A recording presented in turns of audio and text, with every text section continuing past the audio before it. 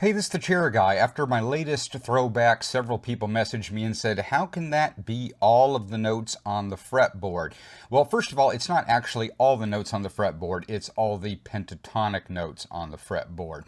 And what's going on is that all of these notes and all of these notes are all repeats, and it's just the way the fretboard works.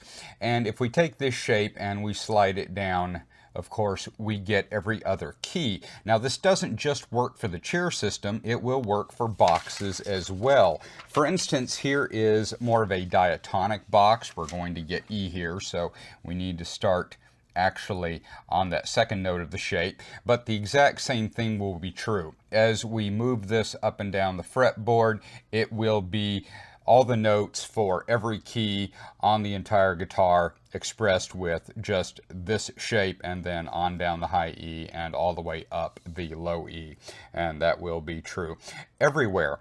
And of course, this will work the same way with thrones. If I have a throne up here, here again is E major, and I can take this shape and I can slide it all the way down to be any other key as well. It works the exact same way. Now, if you actually wanted every note on the fretboard, you would have a shape more like this. In other words, if you're working chromatically, every single note, not just notes from a scale, and it would look more like this. Notice our B string problem here, which is, of course, sliding this down just a little bit. But if you wanted to say what are all the notes on the entire fretboard, you would actually use something more like this.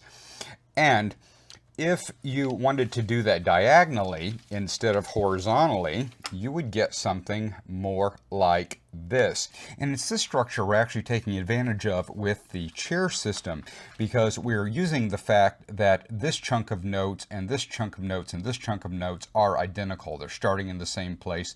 They are ending in the same place. Unlike, for instance, this structure where they are all starting and ending in different places, which of course makes it more difficult for your head, or at the very least makes it more difficult for mine. So you can see where this throne structure, of course, fits in perfectly over this chromatic structure, and that is what we use for the chair system. As usual, please like, subscribe, comment, and share. It seems to be what the algorithm wants these days. Thank you, everyone, for all the support.